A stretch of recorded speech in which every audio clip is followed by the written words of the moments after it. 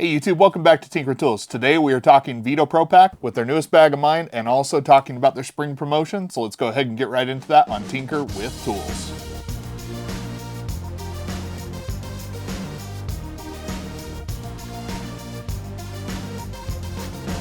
So if you're like me, over the years you've seen countless posts about Veto Pro Pac, and last year I finally bit the bullet during their spring promotion and went ahead and got a bag for myself while taking advantage of the spring promotion to get a second bag included for free. Being able to get more value for your dollar, that was kind of what pushed me in that direction and caused me to go out and get it. Now I'm not by any means a professional tradesperson, so these bags see a different level of use potentially than what you might see with someone who's using it day in and day out at their job, but they do still see some pretty regular use, and so I do have kind of some comparison points of what I like and what I don't like about the bags I've owned. So first and foremost, I actually want to get into those and talk about what caused me to go out and get another bag this year and kind of what I'm looking to try out.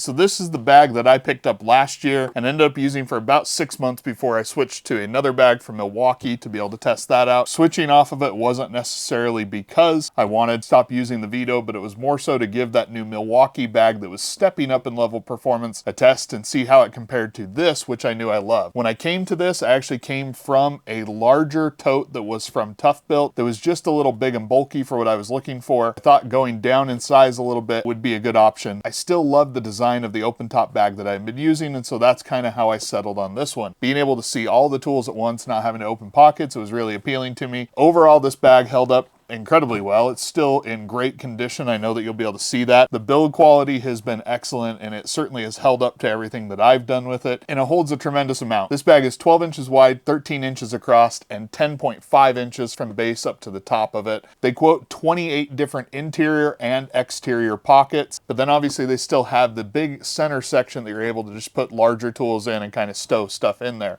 I definitely feel this works well when I don't necessarily know what I'm getting into, because I can include just a little bit of everything in here. A few of the cons that I've seen with it is just because it is open top, dust and debris from whatever you're working on can get down inside of it. I absolutely loved my experience with Veto, and this was the bag that I actually purchased. This was in their spring promotion we'll talk about in a little bit. This was a tier 1 bag, so last year I actually got their tier 1 free bag with it, which is going to be the TP6B. When I purchased these two bags, I kind of viewed this as, this is when I'm going to be getting to more of a heavy duty task. This is going to be kind of that lighter, just kind of kick around. At the end of the day, this is still a quite sizable bag. I do find that some of the different pockets are maybe a little bit harder to access than when I'm going with this bag. But if I'm being honest, I can really fit a lot of what I need into this smaller bag. It is a little bit smaller in terms of the amount of overall storage and kind of the payload and what you can put with it. It's going to be 11.5 inches wide, 12 inches tall, but only 8 inches deep. So where this one was still a little bit bigger, a little bit bulkier bag, this one's a little bit easier to carry around. This one has 14 internal pockets and 11 external, so a lot more of it is on the outside of the bag. And once again, it is an open top bag, with the exception of what you can put here in the front little pouch.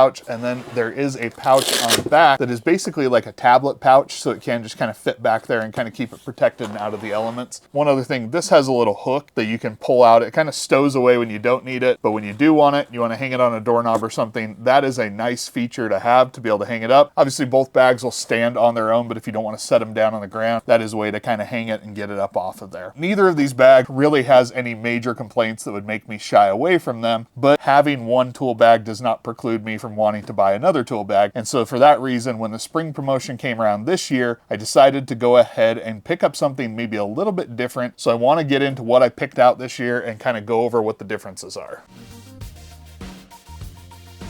So this is what I picked up on this year's spring promotion. This is going to be the Tech MC. So if you recall, the big tote I had was the Tech OTMC, which kind of is their open top version. This is an enclosed bag that actually has the majority of its tool storage on the inside. Now for me, I think this has pros and cons. Definitely didn't even consider a closed bag the last year when I was looking at these, but after having them for a year, I can kind of see the benefits of it, and so that's what I wanted to try. Now on paper, and even in person, this feels like a substantially smaller bag. It does shed a little bit of weight over the open top model, so when you start comparing them to the bags I have, I clearly have kind of a size profile that I'm looking at. The open top one has a stated interior volume of 640 cubic inches. This one is actually 660. This just felt like a good option for me to try, and I think one of the biggest perks of it is that it's actually $50 cheaper than that OTMC. All right, so here's a walkthrough of the Tech MC. Like I said, closed bag. You do have a couple of attachment points here on the front. You can tell the difference between the front and the back because of the Veto Pro Pac pad. You do have a small zippered pocket right here. Honestly, it doesn't hold that much, but you could kind of put some little small odds and ends in there. Moving around to the side, you have the attachment point for the shoulder strap, the tape measure, and then two of these longer pockets that can fit different things like a light or even a marker of some sort. Around the back on the outside, there are two more attachment points here. You do have a slightly larger pocket that kind of expands out. There's a couple of individual almost like bit pockets inside and then a slightly larger part at the back. Around this side, once again, attachment point for the shoulder strap, tape roll strap, or anything else you want to attach to that, and then three of those slightly larger pockets. When you move inside, you do get a variety of different pockets. Basically, you've got four of the taller ones here at the back. And then on this side, you do have kind of two intermediate pockets here in the middle, and then down here, two larger pockets. And then on the front of each of these pockets, there are little bit pockets or bit things to kind of store smaller items right there. The back of the pouch is a little bit different, but there's some similarities. You do have, once again, the four taller pockets right at the back. You do just have two of those kind of intermediate pockets and not two of the front pockets. It does kind of leave an open space down here to be able to get stuff in there that just doesn't need to sit in a pocket. And then once again, kind of those little bit storage pockets on the front. The bag does come with a strap that is 100% detachable. I really do like their straps. They've got a nice amount of padding. They're made of good, strong material, and they seem to wear very well. But if you're not a strap fan, the handle on top of the bag does work well, and I think it actually makes it even feel a little bit more compact not having the strap on there. The overall construction of the bag is very nice, and it's made of nice, thick, durable materials. From what I've seen and the use that I've gotten in the last year, they do wear very well. I mentioned I want to talk about the spring promotion because if you are going to buy a Veto bag, I really do feel like this is the best time to buy them because of the added value that you get. Now, in every spring promotion, you're going to have a list of tier 1 bags and a list of tier 2 bags. The tier 1 free bag this year is going to be the SBLD. I think they call it a meter bag or something like that. So it is designed to kind of carry a little bit more equipment in an enclosed fashion than what that bag is there. If you buy it on its own, it is a $149 bag. So it is a little bit more expensive than the one I got last year. Now, the bag I'm actually still waiting on to get as my kind of free item, the tier 2 bag this year, which is going to be the DP3. Now, this bag is a little bit more unique in that it is an open bottom kind of pass-through style drill holster bag, so you can go ahead and keep the drill bit on your tool. There are times when I just want to go real light with what I'm doing to be able to kind of holster a drill up, but then still have maybe a couple other tools that are going to be on there. That's kind of why I went that one when I already have essentially the SBLD just without that extra pocket on the back. If you order it directly from Veto Pro Pac, their website, they actually handle all the redemption for you. You just put a tier 1 bag in and they will redeem the tier 1 option for you. If you put a tier 2 bag in there, and it's pretty easy, they have lists for each, then you are going to end up getting the tier 2 option. Now, last year when I ordered them, I was a little bit later into the promotion, and so both of my bags actually showed up at the same time. This year, this one shipped out pretty quick, and now I'm still waiting for that DP3. So when it comes out, you will go ahead and see a video about that. I know that I haven't answered every question about this bag. Frankly, I have not even put tools in this bag yet, and so that is what we're going to be doing in the next video. And we're going to go ahead and kind of load it up how I envision it being used. I got a couple of new tools that are going to be specific for this bag that I think will fit better in it, and then we'll use it for the next 6 to 12 months and then kind of report back and tell you what I think about it. At the end of the day, the nice thing about Veto, in my opinion, is they really truly have a bag for everyone.